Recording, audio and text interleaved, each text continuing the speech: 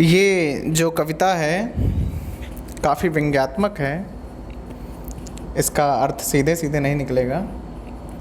और जो ये मैंने इस पे इमेज लगाई हुई है इस वीडियो पे, इसका भी एक गूढ़ मतलब है, गूढ़ अर्थ है। तो अगर आप में से कोई इसको भी समझ पाए तो इसे कमेंट में ज़रूर बताएं। तो चलिए हम अपनी कविता आपको सुनाते हैं और आप हमको सूचित करिए कि आपको ये कितनी अच्छी लगी।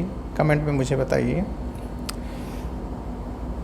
तो मैं सुनाता हूँ। मर जाएंगे एक दिन, भला हम काम क्यों करें। मर जाएंगे एक दिन, भला हम काम क्यों करें। जो हम मेहनत से काम करेंगे, कल को हम भी राम बनेंगे। जो हम मेहनत से काम करेंगे, कल को हम भी राम बनेंगे। मेरे मंदिर के चक्कर में कुछ कत्ले आम करेंगे। जो हम मेहनत से काम करेंगे, कल को हम भी राम बनेंगे। जो हम ईमानदारी से मेहनत से काम करेंगे, कल को हम भी राम बनेंगे। मेरे मंदिर के चक्कर में कुछ कत्ले आम करेंगे। बन जाए ना हम राम, बन जाए ना हम राम, कि ऐसा काम भला हम क्यों करें। बन जाए ना हम राम, कि ऐसा काम भला हम क्यों करें। बने ना हम राम, तो भैया काम भला हम क्यों करें। बन जाए ना हम राम, तो भैया काम भला हम क्यों करें। मर जाएंगे एक दिन, भला हम काम ओ भैया क्यों करें। मर जाएंगे एक दिन, भला हम काम क्यों करें। बन गए जो नेहरू सा नेता, बन गए जो नेहरू सा नेता, गांधी सा एक प्रणेता। कल के बच्चे हमको कोसेंगे, कल के बच्चे हमको कोसेंगे। भाई आज की डेट में देखिए क्या हो रहा है। नेहरू जैसे महान नेता, गांधी जैसे महान व्यक्तित्व, महान प्रणेता, नेता, उनको लोग कमेंट करते हैं निगेटिव कमेंट्स और उनको कोसते हैं। अरे नेहरू ने ऐसा ना किया होता, गांधी ने वैसा ना किया होता। जिस कंडीशन में जो उन्होंने किया, उस कंडीशन में आज के नेता, आज के ये कमेंटेटर, ये सब कहने वाले शायद कुछ ना कर पाते। आज सब बढ़िया बढ़िया मिल गया है, फेवरेबल कंडीशंस मिल गई हैं, तो सब बहुत बड़े बड़े व्याख्यान देते हैं, बड़े बड़े नेता हो गए। लेकिन तब की क्या कंडीशन थी, उनके डिसीजंस को गलत साबित करने की कोशिश करते हैं। वो गलत डिसीजन हो गया, ये गलत डिसीजन हो गया। आप इमेजिन करिए, कहेंगे कि नेहरू ने कश्मीर का वो जो हिस्सा पाकिस्तान ने कब्जा कर लिया था, उसको नहीं लिया।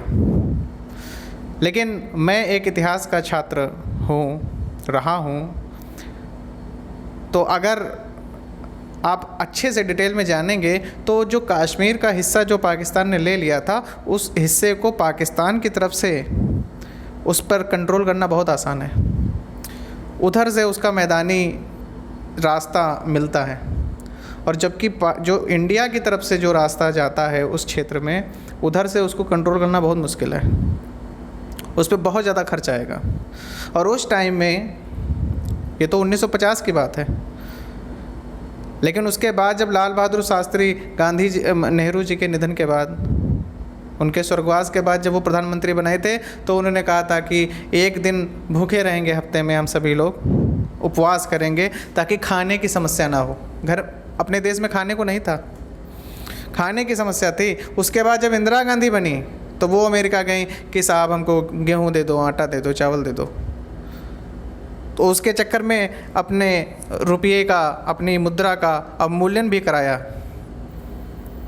ये तो 1950 के कितने बाद की बात है, तब खाने की दिक्कत थी अपने यहाँ। उसके बाद जब हरित क्रांति आई, तब ये समस्या का एक कुछ लिमिट तक समाधान हो पाया।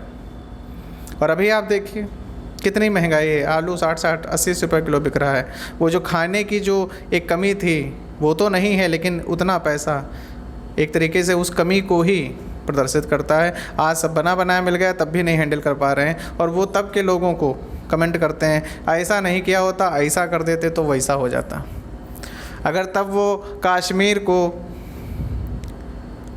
हथियाने के चक्कर में लग जाते, जो हिस्सा बचा हुआ, तो बाकी जितना वो बड़ा हिस्सा था उसके लिए क्या कर पाते, क्या बना पाते। पाकिस्तान ने देखिए क्या बना पाया, क्योंकि वो एक छोटे से हिस्से के लिए ही उसका पूरा ध्यान है। बाकी पूरे लोगों के लिए वो कुछ कोई ध्यान नहीं है। लेकिन ये बातें इमोशनल तरीके से कही जाती हैं तो बड़ी अच्छी लगती है। और दूसरा, ज्ञान नहीं है, नॉलेज नहीं है, इतिहास कोई नहीं पढ़ता अपने यहाँ।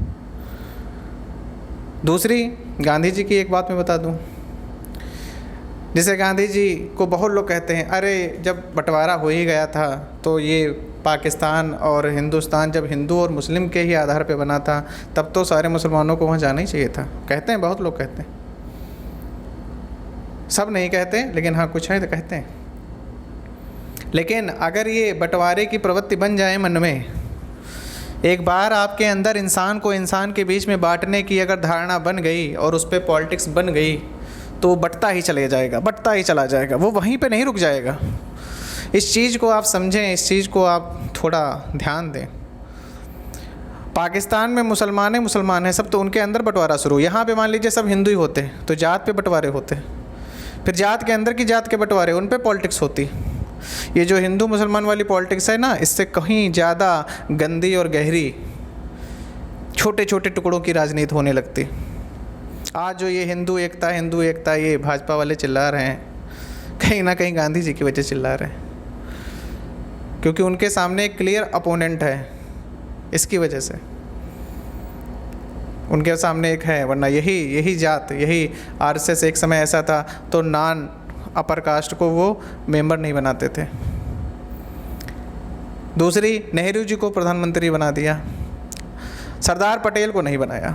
क्यों नहीं बनाया सरदार पटेल को?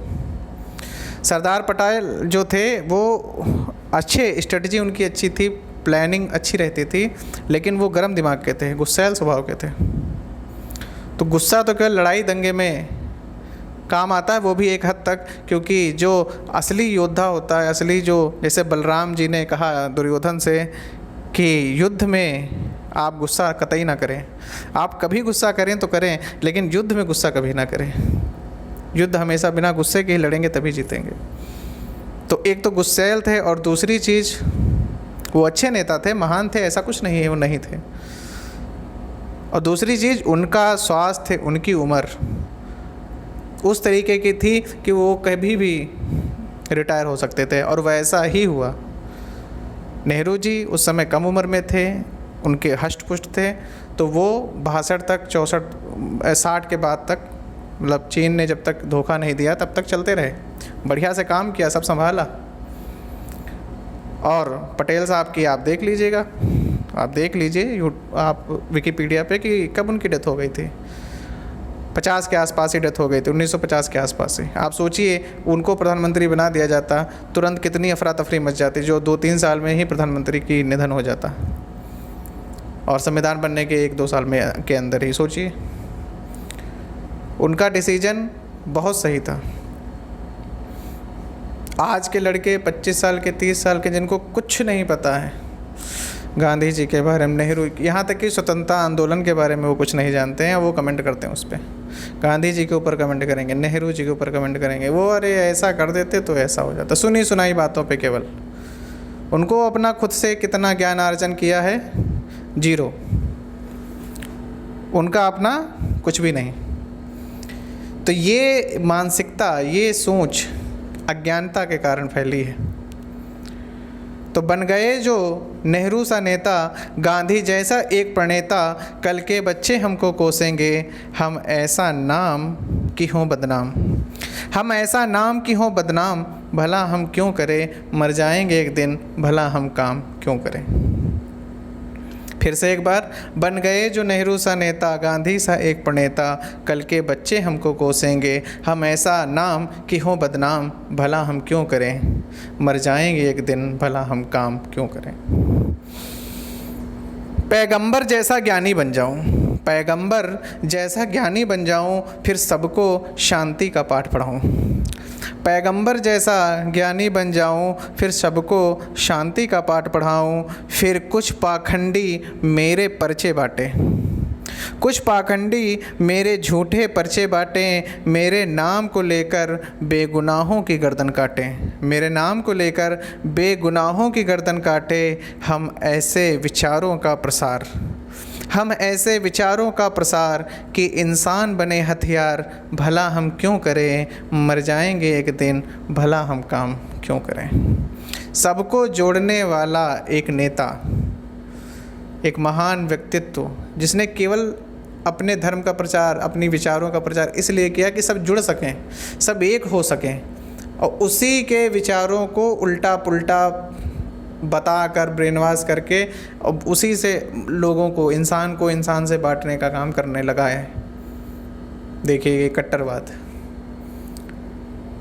पैगंबर जैसा ज्ञानी बन जाऊं, फिर सबको शांति का पाठ पढ़ाऊं, फिर कुछ पाखंडी मेरे झूठे पर्चे बांटे, मेरे नाम को लेकर बेगुनाहों की गर्दन काटे। हम ऐसे विचारों का प्रसार कि इंसान बने हथियार, भला हम क्यों करें, मर जाएंगे एक दिन, भला हम काम क्यों करें। जितना विज्ञान पढ़ डाला हमने, आधे से ज़्यादा युद्धों में उपयोग हुआ। जितना विज्ञान पढ़ डाला हमने, आधे से ज़्यादा युद्धों में उपयोग हुआ। जितना धर्म दर्शन रट डाला हमने, आधे से ज़्यादा दंगों में उपभोग हुआ।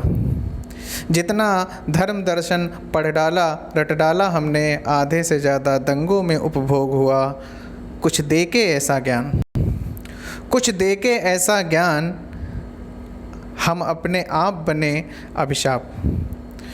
कुछ देके ऐसा ज्ञान कि हम अपने आप बने अभिशाप, कि ऐसा पाप भले हम क्यों करें। कुछ देके ऐसा ज्ञान, हम अपने आप बने अभिशाप, कि ऐसा पाप भला हम क्यों करें। मर जाएंगे एक दिन, कि ऐसा काम भला हम क्यों करें। अगर ये अच्छी लगी मुझे सूचित करें, कमेंट में बताएं। बहुत बहुत धन्यवाद।